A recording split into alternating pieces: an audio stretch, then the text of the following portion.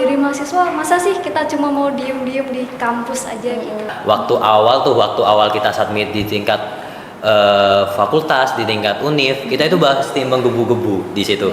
Masih kayak pengen lah kita lolos gitu, kapan lagi. Harus dipahami dulu mitranya apa, terus habis itu dipahami dulu skema yang mau dimasukin tuh yang mana gitu. Kalau di PKM ini bisa kalau di beberapa fakultas itu bisa udah di konversi ke skripsi. Nah, ada kata-kata meskipun satu dunia mau nyemangatin kita, kalau dari kitanya sendiri gak semangat, ya apa gunanya gitu. Nah,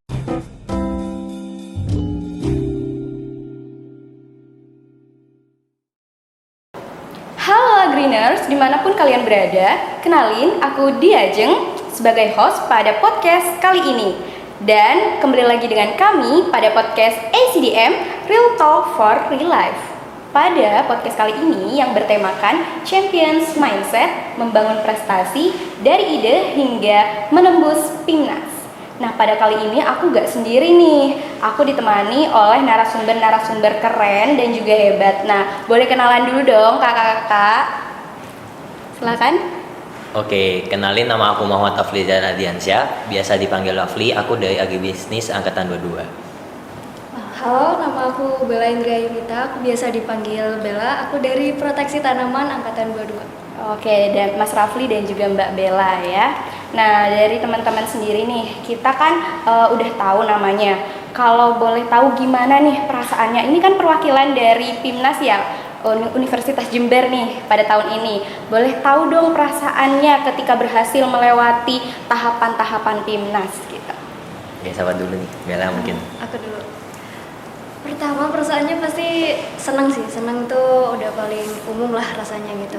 Terus habis itu nggak nyangka juga akhirnya bisa nyampe di tahap ini ketika dulu tuh rasanya apa ya, kayak cuma udahlah cuma dikerjain gitu. Tapi ternyata ya udah kita sampai sini. Oke. Nggak nyangka banget sih itu. Iya sih, benar. Berharga gitu ya. Benar. Kalau Mas Rafli nih? Oke, kalau di aku mungkin sama juga ya, kayak jauh beda sama yang dirasain sama Bella. Jadi waktu diumumin bahwa tim aku bisa lolos PIMNAS itu juga rasanya kaget juga, kadang kayak masih gak nyangka gitu, waktu di PIMNASnya gak nyangka kok bisa sih sampai di sini. Padahal sebenarnya sedikit disclaimer juga, target kita itu gak sampai sejauh itu. Target awalnya mungkin cuma kita sampai submit aja di pihak univ aja, di pihak univ. Tapi ternyata terus berkelanjutan sampai pendanaan, sampai ke PIMNAS akhirnya. Keren banget. Oke, kalau boleh tahu, kita kan banyak nih yang masih belum tahu dari teman-teman Agriners, apa sih itu PIMNAS gitu. Kemudian kakak-kakak ini melewati ataupun mewakilinya di jalur yang mana gitu. Boleh? Dari siapa dulu? Oke, mungkin dari aku ya jawabnya. Kalau sepemahamanku, jadi PKM terlebih dahulu ya. Jadi PKM itu merupakan program kreativitas mahasiswa, di mana yang diajarkan oleh pemerintah buat mewadahi mahasiswa untuk bisa menyalurkan kreativitasnya di dalam karya ilmiah. Nah, nanti di sana itu, di dalamnya itu tentunya bakal ada beberapa bidang. Contohnya salah satunya yaitu PKM yang kita ikutin, yaitu PKMPI. PKMPI itu apa singkatannya tuh? Untuk PKMPI sendiri itu adalah PKM penerapan iptek. Jadi skema di PKM itu ada beberapa skema atau beberapa bidang gitu kan. Ada yang bergerak di kewirausahaan, terus ada yang bergerak di riset gitu. Jadi ada banyak lah. Kalau misalkan itu tuh menyesuaikan dengan kebutuhan mahasiswa. Tapi kebetulan yang kita ikuti itu penerapan iptek. Oke. Kalau dari PIMNASnya, PIMNAS itu apa dan kenapa bisa sampai di tahap itu begitu? Ya, sebenarnya aku jawab, kalau PIMNAS itu kan sebenarnya kan dia itu singkatan kan, ada kepanjangannya gitu. PIMNAS itu kepanjangannya Pekan Ilmiah Mahasiswa Nasional gitu kan. Nah, itu tuh seperti yang udah dijelasin sama Rafli tadi, rangkaian dari PIMNAS itu ada namanya PKM. Jadi kalau sederhananya PIMNAS itu adalah acara puncaknya, sedangkan PKM itu adalah rangkaiannya untuk menuju PIMNAS. Oke. Udah cukup jelas gitu ya, udah menggambarkan terkait apa itu PKM, apa itu PIMNAS, dan bagaimana alurnya begitu. Kemudian siapa aja sih kakak-kakak dari sekalian itu yang bisa ikut PKM gitu? Mahasiswa-mahasiswa seperti apa yang bisa ikut PKM? Boleh jawab? Oke, mungkin dari aku dulu. Jadi yang boleh ikut PKM tuh semua mahasiswa tuh punya kesempatan yang sama buat ikut PKM. Yang penting mereka masih belum lulus atau masih jadi mahasiswa aktif statusnya. Kalau apakah diperbolehkan kalau misalkan anggota PKM ini tergabung, gak cuma satu jurusan gitu, boleh gak sih gitu? Oke, mungkin dari aku ya yang jawabnya. Kalau misalkan boleh enggaknya, itu malah lebih disarankan sih. Buat teman-teman mungkin kalau misalkan mau ikut PKM itu mungkin bakal lebih bagus, lebih anggapannya peluang buat lolosnya itu bakal lebih besar kalau misalkan itu bisa kerjasama atau enggak digabung dengan program studi yang lainnya. Oke. Jadi bukan cuma satu program studi aja gitu. Lintas fakultas? Boleh, malah itu lebih bagus banget. Bagus banget, berarti disarankan gitu ya? Iya, lebih disarankan. Mm-mm. Nah, kalau dari Agrinus sendiri pasti ingin tahu nih, kenapa sih dari kita semua sebagai mahasiswa perlu untuk ikut kompetisi ilmiah minimal at least sekali lah ya dalam masa perkuliahan. Kalau dari Mas Rafli dan Mbak Abel boleh dijelasin dong? Baik, kalau menurut aku sendiri tuh kenapa kita harus ikut itu tuh buat mengukur kemampuan kita gitu loh. Jadi selama jadi mahasiswa masa sih kita cuma mau diem-diem di kampus aja gitu. Jadi ikut kompetisi itu buat tahu sampai mana kemampuan kita biar nggak cepet merasa puas sama kemampuan yang kita miliki. Betul banget. Kalau dari Mas Rafli? Oke, kalau dari aku mungkin itu sangat penting banget ya. Soalnya itu bisa melatih soft skill dan hard skill kita juga. Nah, tentunya kalau misalkan kita mengikuti tentang karya ilmiah itu selanjutnya itu bakal berguna banget. Tentunya nanti kan kita pasti bakal di akhir kan bakal ngadepin skripsi itu. Nah, di skripsi itu kan pasti bakal 11-12 lah, anggapannya sama gitu ya. Nah, dan juga kan kadang PKM, kalau di PKM ini bisa kalau di beberapa fakultas itu bisa udah di konversi ke skripsi. Nah, tentunya dari hal tersebut kan udah dapat dilihat ya. Kalau misalkan dari karya ilmiah ini udah memiliki yang selinear dengan skripsi tersebut. Jadi itu menurut aku sangat penting banget. Dan juga mungkin dari serangkaian acaranya PKM ini juga kita memiliki kayak luaran wajib itu seperti artikel. Nah, jadi kita itu submit jurnal. Jadi dari situ kan kita udah masa gak ada yang mau dari teman-teman yang udah namanya tersubmit di sana, punya nama sendiri di jurnal tersebut. Gitu. Keren. Banyak banget ya benefitnya gitu Banyak. kan. Terus kita dari aku sih sebenarnya pengen tahu dari Mbak Bella, dari Mas Rafli, judul project PKMPI kan tadi. Iya, Nah, PKMPI. judulnya tuh apa nih timnya? Boleh? Oke, kalau dari aku itu namanya Biomaster. Jadi Biopon Mesin Black Solder Fly Maggot Separator sebagai integrated smart farming pada Mitra Ahmad Hidayat Farm.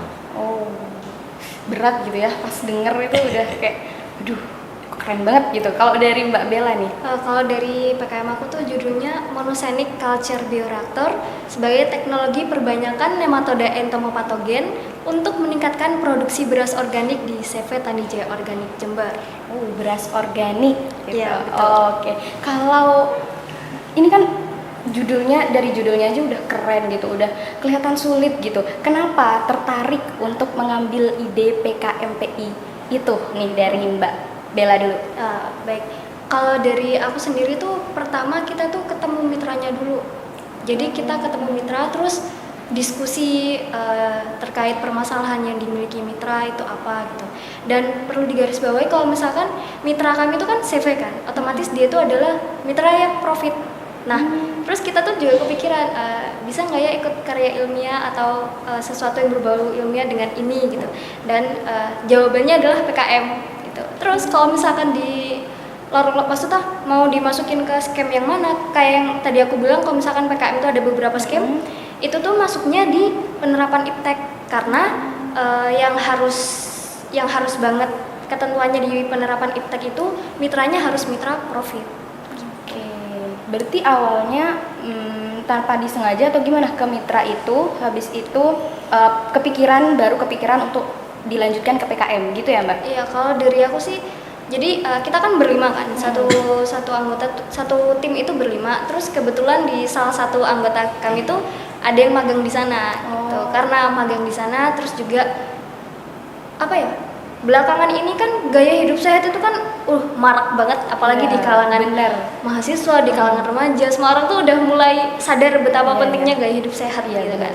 Jadi ya berangkat dari situ sih, makanya kita masuk ke PKM.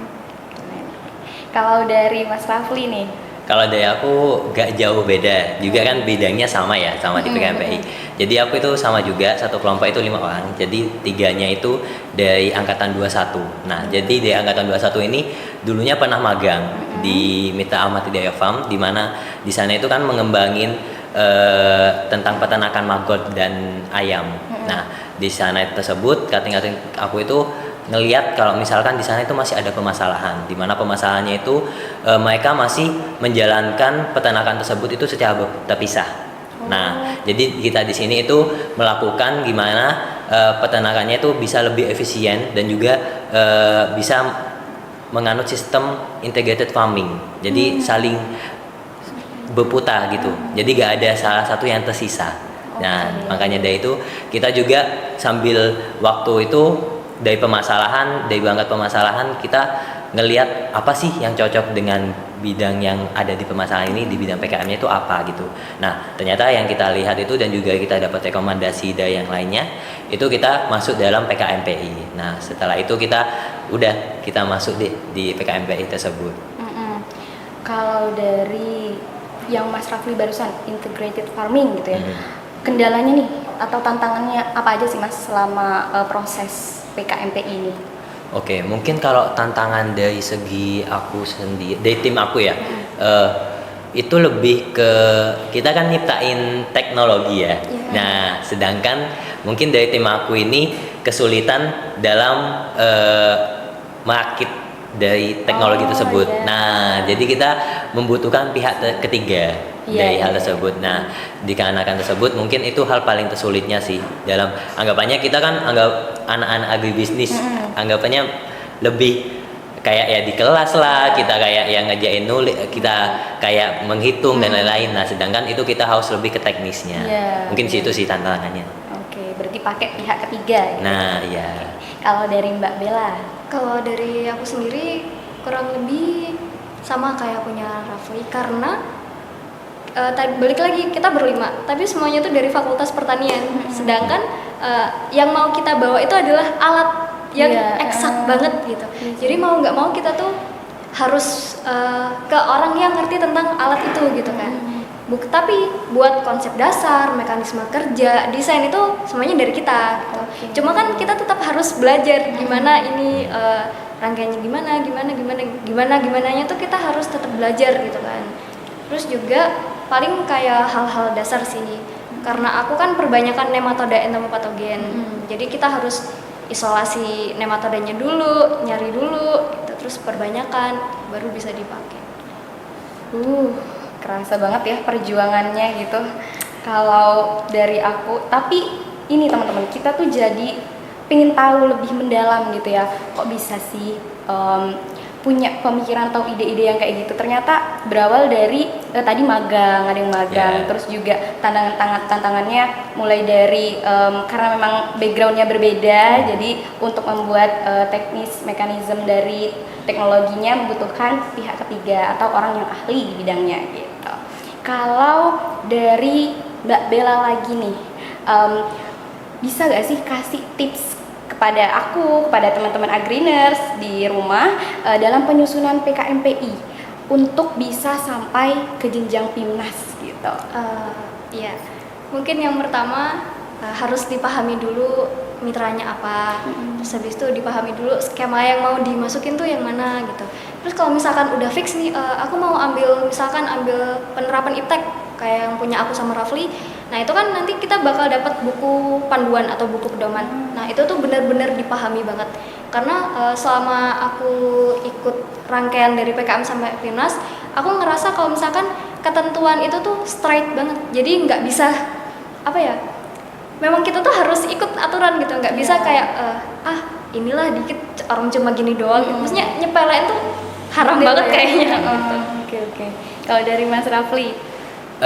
Sama juga kayak yang dikatain Bella. Jadi kita itu kalau misalkan pengen sampai PIMNAS itu, kita jadi harus mengikuti sesuai apa peraturan yang udah ditetapkan. Seperti contohnya dari cara penulisannya, dari susunannya, dan juga kita kalau misalkan kita sampai lolos pendanaan, kita itu harus sesuai banget apa yang sudah ditentuin sama keinginan yang sudah ada ketentuannya itu. Ya, jadi kita itu harus kayak sesuai dengan apa yang ada SPP-nya. Kayak kita dikasih uang segitu, kalau memang itu harus dihabisin segitu, ya kita harus habisin, mau gak mau kita harus habisin gitu. Jadi memang intinya sih gak mulu-mulu ya, penting ngikutin apa yang sudah ada di ketentuan, mungkin itu. Berarti mengikuti ketentuan teknis yang udah diberikan oleh ketentuan dari PIMNAS ataupun PKM gitu ya. Oke, kalau dari Mas Rafli nih, motivasi atau pengaruh lingkungan sekitar nih, apa yang bisa atau berperan penting dalam menumbuhkan minat kami semua mahasiswa, terutama Agriners, untuk mengikuti kompetisi ilmiah? Apa nih kira-kira? Oke, mungkin kalau di aku ini sebenarnya sedikit disclaimer ya. Jadi aku sebenarnya ikut PKM ini dikarenakan diajak sebelumnya sama kakak tingkatku. Nah, jadi mungkin dari situ aku bisa ngisimpulin sih. Jadi relasi itu sangat penting. Terutama itu kita harus membangun relasi di dunia perkuliahan ini. Jadi dari situ kita bakal dari hal yang tidak kita duga, dari kita kenal dengan cutting dan lain-lain lah, kita bakal diajak, dan tentunya dari situ kita bakal tahu tuh bakal kita selanjutnya itu ke step selanjutnya kita bakalan jatuh atau gimana itu kita gak tahu. Nah, selanjutnya mungkin kalau misalkan dari segi dukungan dari luar, kalau misalkan dari utamanya sih mungkin dari mentalnya sendiri sih. Jadi mentalnya kita itu harus kuat, mentalnya kita harus dijaga terlebih dahulu. Gimana kita mau dapat anggapannya kita meskipun ada kata-kata, meskipun satu dunia mau nyemangatin kita, kalau dari kitanya sendiri gak semangat, ya apa gunanya gitu. Nah, tentunya dari utamanya itu kita itu harus semangat dulu. Nah, jadi kalau misalkan kita udah semangat, jadi dari lingkungan sekitar kita itu pasti bakal ngedukung juga. Oke, kalau dari kakak-kakak nih, apakah lolos pendanaan PKMPI hingga masuk ke tahapan PIMNAS itu susah? Dan pernah gak sih ngerasa down saat menjalankan program? Karena kan kalau kita udah dengar dari ceritanya yang cukup panjang itu, banyak hal pasti yang udah kakak-kakak lalui gitu dalam perjalanan PKM hingga ke PIMNAS ini. Boleh? Oke, mungkin kalau dari aku ya, kalau misalkan dari tahap pertama kita kan itu sebelumnya submit di tingkat fakultas dulu. Nah, setelah itu kita submit di tingkat univ. Nah, dari sana itu kita bakal tahu tuh kita lolos pendanaan atau enggak. Nah, dari lolos pendanaan tersebut kita itu baru tuh ngejalanin programnya. Jadi setelah kita didapetin pendanaan, kita ngejalanin programnya. Nah, dari situ itu nanti bakal ada yang namanya PKP 2. Jadi PKP 2 itu proses penilaian program yang kita jalankan selama kita didanai. Nah, setelah itu kita bakal lanjut ke yang bagian tahap PIMNAS. Nah, mungkin barusan tanya, pernah gak sih ngerasa down dari segala perjalanan untuk PIMNAS ini? Mungkin kalau misalkan dari aku, titik sulitnya kita itu mungkin di saat kita setelah didanai ya. Mungkin kalau misalkan kita waktu awal kita submit di tingkat fakultas, di tingkat univ, kita itu pasti menggebu-gebu di situ. Pasti kayak pengen lah kita lolos gitu, kapan lagi kita bisa lolos ini. Apalagi mungkin kalau dari cutting yang angkatan 21 ya, itu mungkin ini tahun terakhir mereka buat ngikutin itu. Nah, setelah itu kita setelah didapat pendanaan tersebut kan kita harus menjalankan programnya tuh, pemrograman PKMPI ini secara beberapa rangkaiannya. Nah, mungkin kalau misalkan struggle ya, maksudnya permasalahannya itu di saat titik downnya itu di saat kita ngejalanin programnya tersebut. Anggapannya kadang ada yang tidak sesuai dengan yang sudah kita rencanakan. Nah, akan tetapi di sana kita juga pastinya mencari tuh, anggapannya kita ngeevaluasi apa sih yang salah, apa yang sih yang kurang dari program yang kita jalanin. Nah, dari situ tidak menutup kemungkinan juga kalau misalkan kita itu ada ngombaknya, tapi bukan ngombaknya secara keseluruhan ya, tapi ngombaknya itu secara halus saja, kayak kita hanya yang sebelumnya kayak gini, kita arahin ke yang ini gitu. Jadi mungkin dari situ juga itu termasuk tips and triknya juga sih buat kita bisa lolos ke selanjutnya. Oke, berarti mencari solusi gitu Nah, ya dari kalau misalkan tadi kita ngerasa down tidak sesuai ya udah kita beralih mencari solusi yang lain gitu. Kalau dari Mbak Bella? Kalau dari aku sendiri, karena PKM ku ini kan hasilnya kan eksak banget kan, karena dia pengamatan, pengaplikasian gitu kan. Paling kita ngerasa downnya tuh ketika datanya nggak cocok atau nggak, data yang kita pengen tuh nggak sesuai gitu. Apalagi mitra kita kan jauh kan, jadi mitra kita tuh ada di Sumber Jambe gitu, jaraknya hampir 40 km dari sini gitu. Jadi itu tuh kayak perjuangan banget, pasti adalah kayak rasa harus kesana lagi jauh gitu kan. Apalagi kalau misalkan udah mepet banget sama deadline, tapi ternyata alatnya masih belum jadi. Itu aku sama teman-teman kayak gimana ini alat belum jadi gitu. Terus kita sampai harus ke Banyuwangi buat fiksasi alatnya, buat fabrikasi alatnya gitu.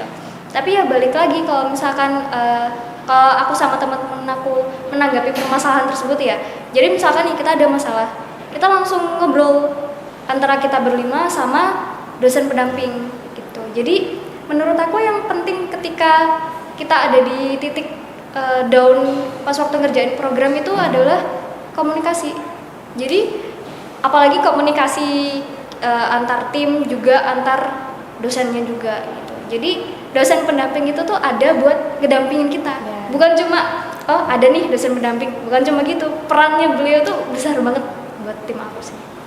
Oke, dari Mbak Bella nih, ada gak sih ataupun cara atau pola pikir untuk bisa terus bertahan dari lolos pendanaan hingga masuk ke jenjang PIMNAS? Ya, kalau dari aku sendiri, aku tuh punya prinsip kesempatan tuh cuma datang sekali. Jadi kalau misalkan aku dikasih kesempatan, jadi aku harus selesaiin itu sampai akhir dan aku harus lakuin yang terbaik, karena ada banyak orang yang mendukung aktivitasku gitu loh. Mendukung kayak dosen pendamping aku tuh selalu bilang kayak, Bel, kamu bisa kok gini, kita bisa kok buat sampai ke tahap ini gitu. Ya itu sih. Kalau dari Mas Rafli nih, pola pikir gimana yang harus kita tanamkan gitu ya? Oke, kalau mau dari aku sendiri ya, pas waktu buat kita bertahan sampai ke jenjang PIMNAS itu mungkin sama seperti Bella juga, gak semua orang itu mungkin bisa mendapatkan kesempatan ini. Nah, dan juga dari kita sendiri pun tahun depan pun meskipun kita ikut, kita gak bakal tahu tuh kita bakal sampai lolos ke jenjang ke PIMNAS, itu kita belum pasti. Nah, makanya dari itu kita pasti memberikan hal yang terbaik. Maksudnya kita mengusahakan yang paling terbaik di setiap step by stepnya. Jadi mungkin seperti itu sih, kalau misalkan biar kita bisa tetap berjuang sampai di akhir di titik PIMNAS-nya itu. Oke, dari kita tahu semua ya bahwa minimnya kepercayaan diri, kemudian malas bersaing, budaya yang seperti itu, atau ketidakpahaman tentang pentingnya pengalaman dalam berkompetisi membuat minat mahasiswa itu kadang kurang gitu dalam mengikuti PKM. Nah, kalau dari kakak-kakak, gimana cara membangun semangat atau motivasi biar mahasiswa itu mau mencoba untuk mengikuti kompetisi ilmiah? Sebenarnya kalau dari aku sendiri nih, aku itu biasanya ngerasa kurang terlebih dahulu. Jadi kayak, kayaknya aku kurang deh, masih kalau dibandingin sama yang lain, kayaknya aku masih belum apa-apa, masih belum jalannya masih belum sejauh apa gitu loh. Nah, dari situ mungkin itu bisa malah munculin semangatnya aku kalau di aku sendiri ya. Jadi dari situ kita kayak, aku kurang tapi aku harus tahu nih bakal apa yang kita lakuin selanjutnya. Nah, mungkin dari situ kita dapat termotivasi buat melakukan hal-hal yang tidak sesuai dengan maksudnya tidak seperti yang sebelumnya ada di pikiran kita. Nah, salah satunya itu yaitu ikut PKM ini. Evaluasi diri. Nah, gitu ya. betul. Kalau dari Mbak Bella? Kalau dari aku sendiri, aku observasi sih kayak sebenarnya mahasiswa seusia aku tuh harusnya ngapain gitu. Terus aku lihat, ada kok ya ada ikut kompetisi ini, kompetisi itu gitu kan. Terus ketika aku udah mikir, berarti mahasiswa seusia ini tuh harusnya ikut kompetisi gitu. Terus nanti aku bakal bilang ke orang-orang sekitar aku, kira-kira respon mereka gimana gitu. Kalau misalkan ada yang ngasih respon, capek nggak sih ikut gituan, aku bakal ngerasa iya sih gitu. Tapi aku nggak cuma tanya ke dia aja, aku tanya ke yang lain. Menurut kamu gimana kalau misalkan kita ikut kompetisi gitu? Terus ada yang bilang, itu keren banget. Nah, kalau misalkan aku dapat respon positif dari apa yang aku bilang, pasti aku bakal deketin si orang yang tadi. Terus aku pepet, terus menurut kamu gimana? Jadi kalau aku tuh membangun motivasi dalam diri aku sendiri sih. Itu sih kok. Berarti mengevaluasi diri dan juga membangun motivasi diri. Iya. Gitu. Oke, kalau dukungan dari sekitar ataupun pembimbing kepada kakak-kakak, apa nih yang paling membekas, paling diingat gitu? Boleh? Oke, kalau misalkan dari pembimbingku sendiri ya tentunya buat Ibu Atih. Nah, buat Bu Atih ini sangat ngedukung banget tentunya. Meskipun ibunya sekarang masih dalam kondisi hamil, dia itu tetap memperjuangin. Salah satu contohnya itu kemarin waktu presentasi, ibunya itu sangat lemah, maksudnya sangat kayak ya dalam proses fisiknya masih lemah waktu itu. Dia itu rela-relain masuk ke dalam ruangan, sampai dari timnya aku sendiri kayak gak usah ibu, gak apa-apa, di hotel aja istirahat. Ibunya sampai rela-relain tetap datang ke Surabaya meskipun dia nyusul.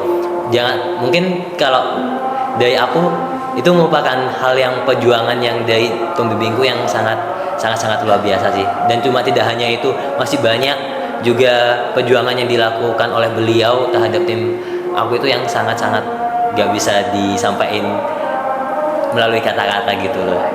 Oke, kalau dari Mbak Bella? Kalau dari aku sendiri, aku kebetulan kan tim aku tuh didampingi oleh Pak Pandu dari Proteksi juga.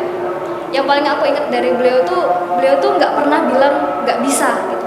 Sekalipun kita ada di menghadapi masalah apa gitu, kita bilang, Pak ininya nggak bisa gini. Bapaknya pasti diem dulu terus bilang, bisa kok kita giniin, bisa kok kita giniin. Jadi dari bapaknya yang bilang gitu tuh, itu tuh tertanam banget di dalam pikiran kita kalau oh iya kita bisa gitu. Sekalipun itu kayaknya mustahil banget, pasti ada 1% atau 2% kemungkinan yang bisa kita lewatin itu. Keren. Jadi kayak dari pembimbing itu semangatnya tinggi. Jadi kita ikutan semangat gitu ya untuk sampai tahap akhir gitu. Oke, kalau ini nih kita terakhir banget pesan dari Mbak Bella, dari Mas Rafli untuk para pendengar di rumah agar berani untuk mencoba, kemudian belajar dari kegagalan dan lain sebagainya. Gimana? Boleh pesannya? Kalau dari aku sih buat teman-teman jangan cepat merasa puas. Ingat 4 tahun itu lama loh. Masa kita nggak mau berkontribusi untuk kampus, untuk fakultas? Minimal dosen tahu lah kalau kita tuh pernah ikut kompetisi apa gitu. Jadi itu bakal jadi cerita yang seru banget yang bisa kita ceritain ke siapapun dan kapanpun. Dan kita nggak tahu kalau misalkan itu tuh bisa memotivasi mereka. Oke, boleh Mas Rafli. Kalau di aku sama sih. Jadi kita jangan cuma-cuma ngabisin 4 tahun ini cuma buat senang-senang aja. Senang-senang yang cuma semata yang itu nantinya bakal hilang aja seperti itu. Nah, kita harus bisa mengukir di masa perkuliahan ini melalui salah satu contohnya yaitu mengikuti karya ilmiah tersebut. Nah, kalau misalkan kita bisa dapetin juga kita benefit, kita dapat bisa senang-senang, kita juga dapat ilmu, kita dapat pengalaman, kenapa tidak gitu loh. Jadi makanya itu buat teman-teman jangan usah takut kalau misalkan pengen ikut lomba karya ilmiah yang lainnya, itu jangan usah takut. Kita harus coba terlebih dahulu. Kalau misalnya kita gak coba, kita bakal tahu gitu loh apa yang bakal kita laluin, kita gak bakal tahu. Nah, mungkin kalau dari aku juga dari awalnya mungkin takut ya sebelumnya. Nah, dari situ mungkin setelah kita lolos PIMNAS ini, vibes-nya PIMNAS itu sangat bikin candu mungkin buat teman-teman. Jadi buat teman-teman jangan takut buat mencoba. Mungkin teman-teman siapa tahu tahun depan bisa jadi salah satu dari PIMNAS tersebut. Ditunggu nih teman-teman supaya tahun depan bisa menjadi perwakilan dari Universitas Jember gitu ya, sama seperti kakak-kakak hebat yang pada podcast kali ini. Nah, dari aku sendiri bisa menyimpulkan nih kalau kesempatan tidak datang sekali, maka dari itu kita harus memaksimalkan dan memberikan yang terbaik selama masa perkuliahan melalui kompetisi ilmiah ataupun karya ilmiah gitu teman-teman. Nah, dan terima kasih untuk Mas Rafli, Mbak Bella, dan juga perwakilan tim lainnya yang udah turut serta mendampingi dan juga hadir pada kali ini. Dan dari aku terima kasih juga pada teman-teman yang udah nonton podcast kali ini.